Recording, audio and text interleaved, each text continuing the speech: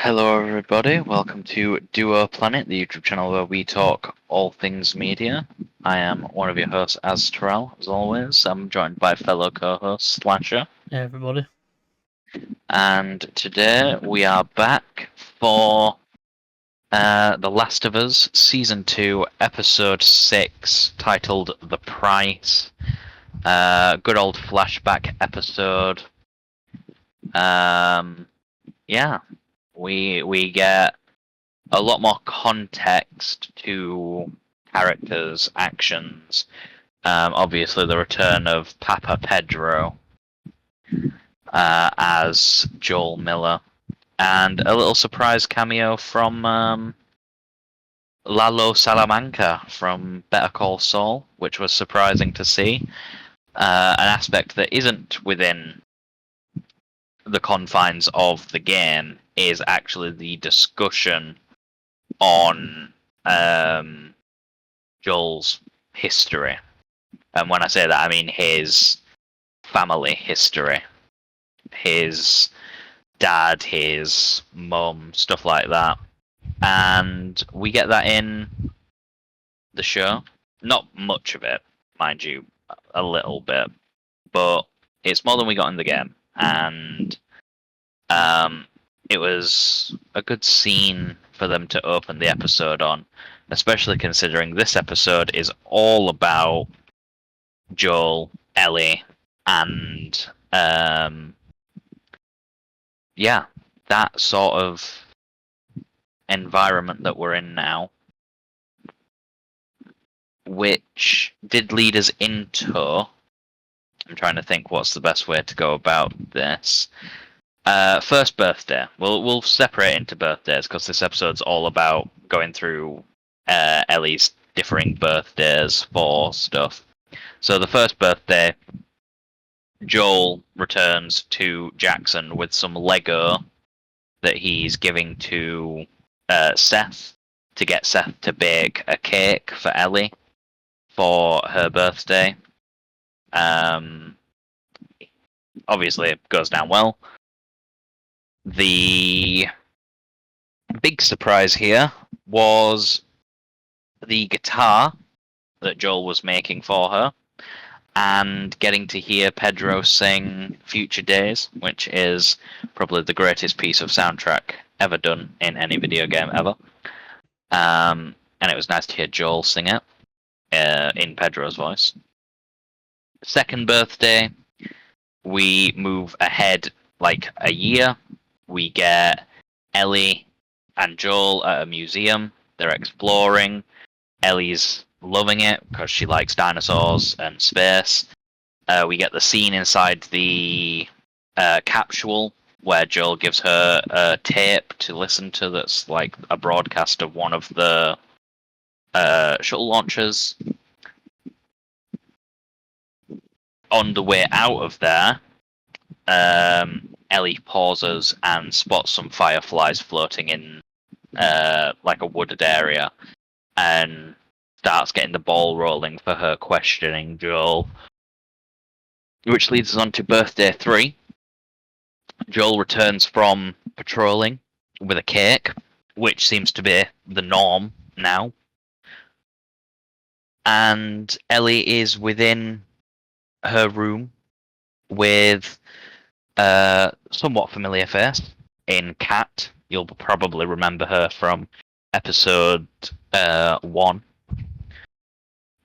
They're having a bit of a hanky-panky time.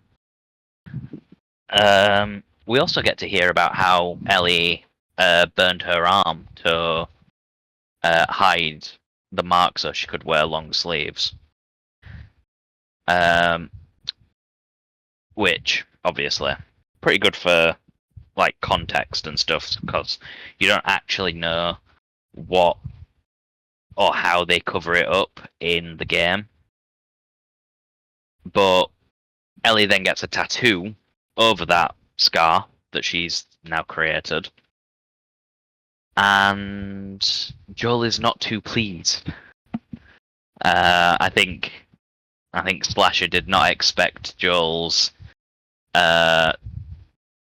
what would you call it? Anger discussed? Yeah, because we watched the episode where he defended her against that guy, and I was like, why is he all of a sudden being that way?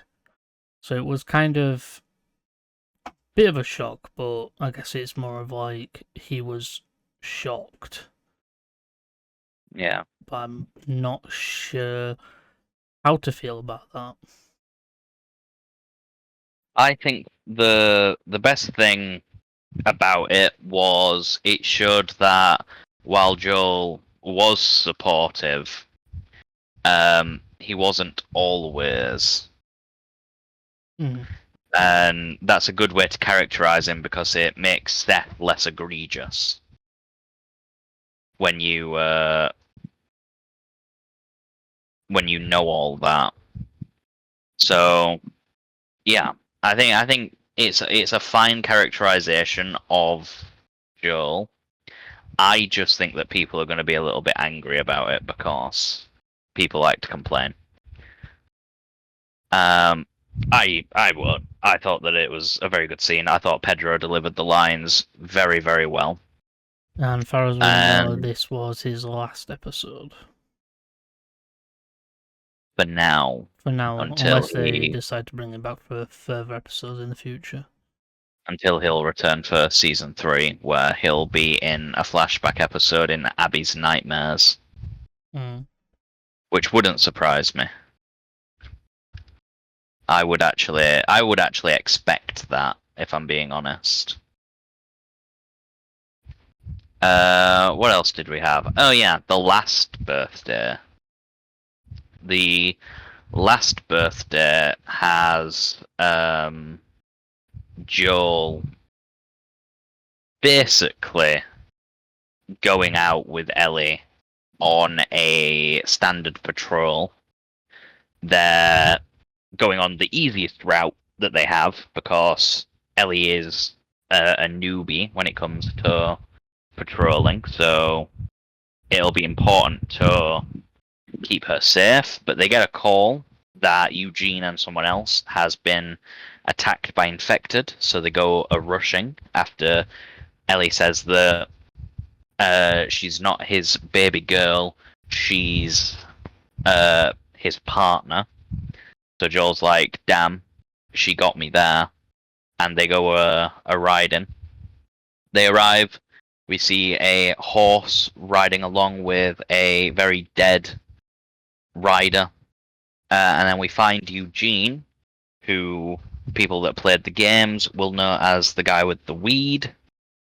People in the show watching area will know him as the guy with the psychiatric's wife. Yeah, he's been bit by an infected. Sort of looks on first glance like it's a stalker that's bit him, which is interesting because a stalker biting him is quite the dilemma, because then it implicates that Eugene could have told them about the smarter infected and didn't, which I think could be an interesting thing to consider. But the episode rounds out with a more current view. We get another look at the events of the what is it called? What is that party called? It's the New Year's party. That's what it's called. We get a better look at the New Year's party, which contains Joel's perspective of it. We get to hear him get called Uncle Grumpy by his nephew. And yeah, we get the porch scene afterwards, which we've already seen from the perspective of Ellie. We saw her walk up the stairs already. So the question would be, did she come back? Turns out she did. They have a very nice conversation. Ellie basically goes, "You lied to me, and you made me think that you weren't. I don't know if I can ever forgive you for that, but I'd like to try." Which is very sad, but also very cool. And yeah, that's pretty much where we end. But obviously, the sad note about all that, and probably something that Slasher didn't realize in the moment, but that particular scene, the I want to try to forgive you, takes place like 12 hours before Joel gets killed. Oh yeah. So Ellie was trying to reconcile with him, and obviously Abby appeared and was like, "Nah, fam, you're all gonna die." And yeah, we end the episode roughly where we'd expect. Ellie is returning to the theatre, likely to disclose information to Dina and Jesse, saying Abby is somewhere, and all I'll say is it's time to head to the aquarium, guys. It is getting time to head towards the aquarium and end this finale in a good place. I'm hoping that they can stick the landing because it has been a rocky season. Mm. It Oh, hasn't yeah. been it hasn't been the smoothest of seasons for HBO, especially for a HBO show. Not not really getting the level of views that they're wanting. But I, for one, have enjoyed a majority of the episodes. I won't say I've enjoyed all of them because there are some of them that I didn't enjoy. But this episode in particular was one that highlighted the importance of context because a lot of the issues that people have been having, and I've seen people like talking about online, are sort of solved within this episode. Like we get to know more backstory stuff, we get more info on Jackson and the situation with Ellie. We get to finally know why Ellie is so angry with Joel.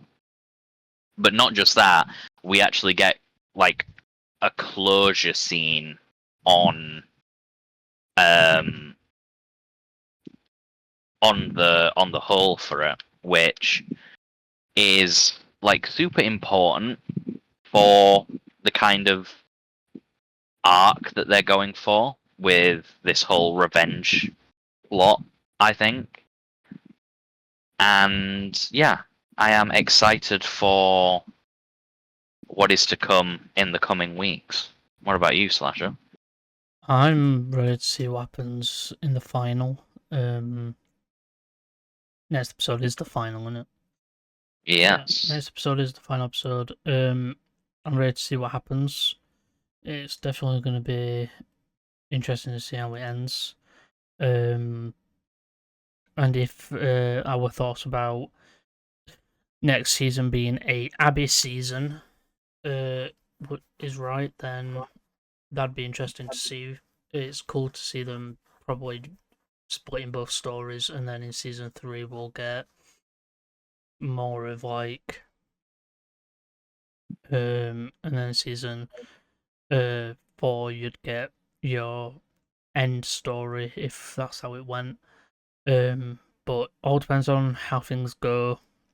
But I'm ready to see how things will progress from here. Yeah, likewise, likewise. It's it's one of those shows where it's not really got competition currently. Like, there's not really any other post-apocalyptic shows out currently, or like definitely not streaming currently. Like, there's obviously Walking Dead. The spin-offs are currently going, but I don't know, something about The Last of Us, man. I do wish they'd give us more infected. Or, well, yeah, infected. I wish they gave us more zombies, because I'm kind of sad we haven't had any shamblers, because they're one of the more scary mutations of the cordyceps infection. But there is potential, because little potential spoiler, right? When Ellie goes towards the aquarium in the game, she has to go through an arcade, and inside that arcade is a bloater. Mm-hmm. I wouldn't mind seeing Ellie go toe to toe with a bloater. However, I don't have anything else. Neither do I. I think we've said everything we need to, and we are definitely ready to see what is to come. But really, end of the day, we don't know what's going to happen. All we know is that something's going to happen. Something is definitely going to happen. It's going to be quite intense. One more thing, we do need to give ratings. For this episode, I am going to say an 8 out of 10. Yeah, I think an 8 out of 10 is fair.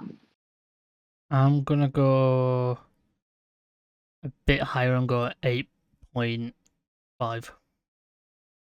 Fair enough. Just because I just think Pedro, that scene with Pedro was just so fucking heart-wrenching. Yeah, fair enough. Well, like, I guess that's it for this week. Obviously, make sure to like, comment, subscribe, do all that garbage that YouTube asks you to do. I've been one of your hosts, Azteral. I'll be the host, Slasher. Yeah, we will see you next week for what could be a very intense finale. Bye for now. Bye for now. Forget 1,000 things every day, pal. Make sure this is one of them. It's over, Anakin!